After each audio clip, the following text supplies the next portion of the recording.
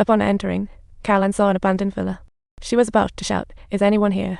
but was met with silence. Caroline stepped inside, nearly tripping over a statue. "Who needs a haunted house with this?" she called out, cautiously moving forward. Finally, she saw an old lady giving a fashionable haircut to a man in a wheelchair. She thought to ask, but a voice behind her interrupted. "I'm Luke, a real estate lawyer."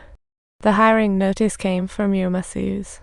The elderly couple were indeed the owners of the house. The lady was named Mary, and the man in the wheelchair.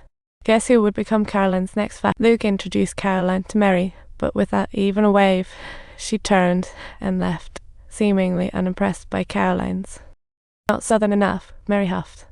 Luke sighed. "Honestly, no one else is brave enough to come here." So Caroline reluctantly took the job. As luggage arrived, Caroline was excited to move in, but found no mirrors. Great, where for selfies? After tidying up, she went to find Ben to greet him, but he suddenly grabbed her hand, as if to say, "Help. I'm stuck in a weird reality show." Mary appeared to give Ben his meds, multitasking. She then instructed Caroline on caring for him. Caroline curiously asked about the house, and Mary revealed, "Oh, we've been here since the ancient times 40 years ago." Mary proudly stated that they bought the house from a pair of siblings, claiming the history is brief yet bizarre. The siblings had stroke soon after selling it. Talk about a tragic twist. Caroline wondered why Mary insisted on keeping childhood photos of those siblings. Was she trying to revive the good old days? As she picked up the frame to take a closer look, a photo of a black couple with the siblings fell out, twisting the plot into something more intriguing. Not wanting to pry further, Caroline accepted the all-purpose key from Mary, who said, "This baby can unlock most of the house. Go wild." Caroline began her caregiving duties, wheeling Ben out for a little sunshine, but then Mary whimsically demanded she fetch some seeds from the attic instead. Off to the attic she went, rummaging for seeds, only to hear eerie noises from deep within. Intrigued, she tiptoed forward and found another door at the end. Perfect. The sound behind the door felt like someone was pushing it. Yikes. Carefully, she moved a barrel aside to reach for the doorknob.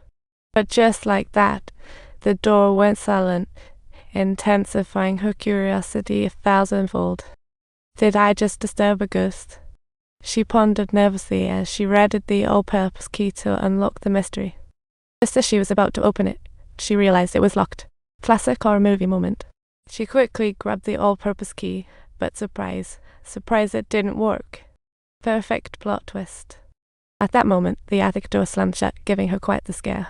She promptly made her escape. As she hurriedly left with the seeds, she couldn't shake the feeling that something fishy was hidden inside the door. Caroline handed seeds to Mary, confused about earlier events. Mary replied, "I haven't opened that door since moving in." Classic dodge. Mary didn't know what was behind the door. After leaving, Caroline asked, was Ben stroke related to it? Mary obviously wasn't keen to answer, suggesting Caroline just ask Ben herself. Later that night, thunder jolted Caroline awake, and she heard more strange noise. She dashed to Ben's room, but when she turned on the light, he was gone. Talk about movie horror. While frantically searching, she saw Ben crawling out the window in the pouring rain. "Not the best idea, buddy." She shouted, "Don't move." But Ben ignored her and plummeted down. Caroline rushed downstairs to help Ben, but he was still pushing himself forward like a tiny soldier. Mary hurried over after hearing the commotion, instructing Caroline to fetch a wheelchair, but Caroline was more focused on the "help me" written on Ben's bedsheet. Caroline was puzzled about why Ben was acting like this. She decided to hide the sheet for now. The next day, Luke magically appeared at Mary's house, as lawyers tend to do when things get weird.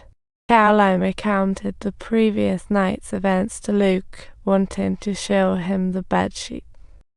To her surprise, the "help me" message had vanished. Had she imagined it in a panic?